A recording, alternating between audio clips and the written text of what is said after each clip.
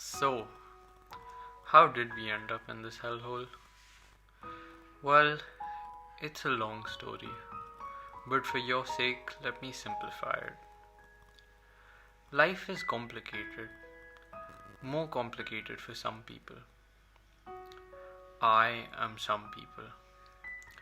Unfortunately, there are no happy times in the story, or any incredible romance, or anything even remotely comforting. This is my story in all its glorious truth.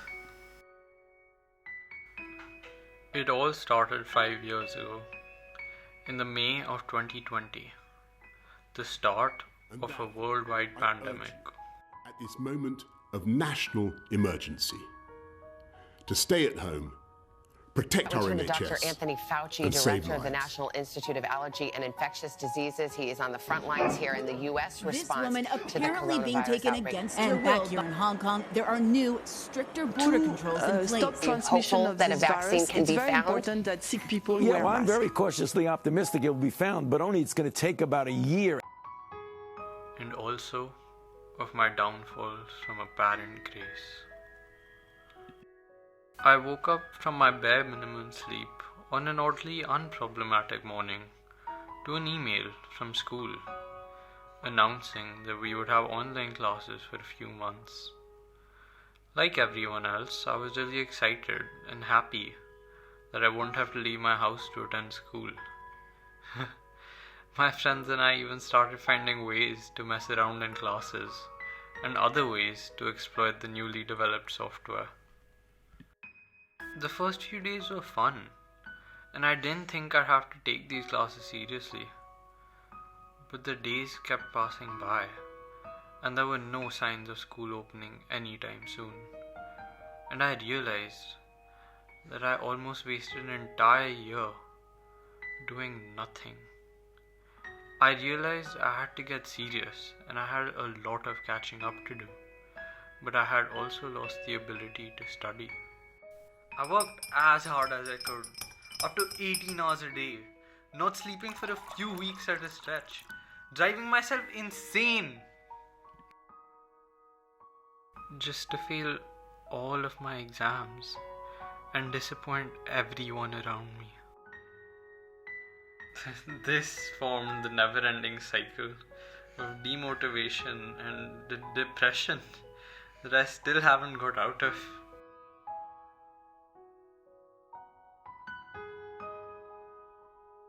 But this was just the start.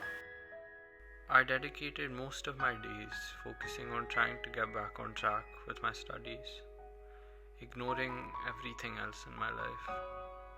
I almost never left my room, stopped talking to pretty much everyone, and rarely even met my parents. I stopped caring about myself because I felt that I had to get my academics back up to a certain level. And I felt that it was the only thing that would give my existence some purpose.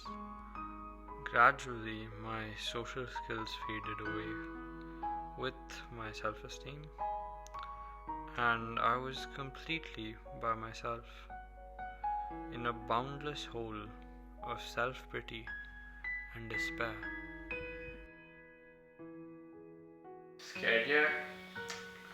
Well, this might not be music to your ears, but surprisingly, this wasn't rock bottom for me.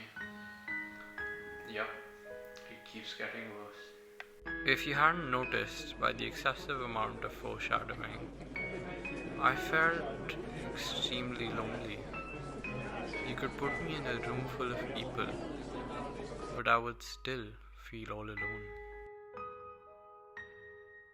Everyone has social needs that are generally filled by, well, socializing. Something I hadn't done in weeks, if not months. And frankly, it was something I didn't want to do either.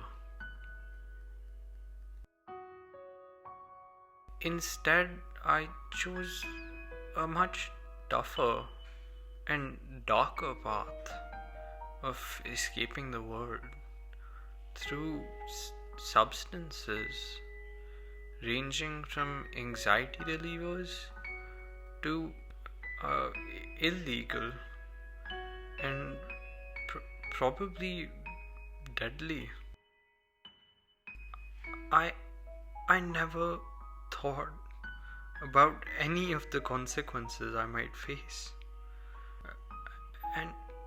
And I made decisions as if I wasn't going to live beyond the week.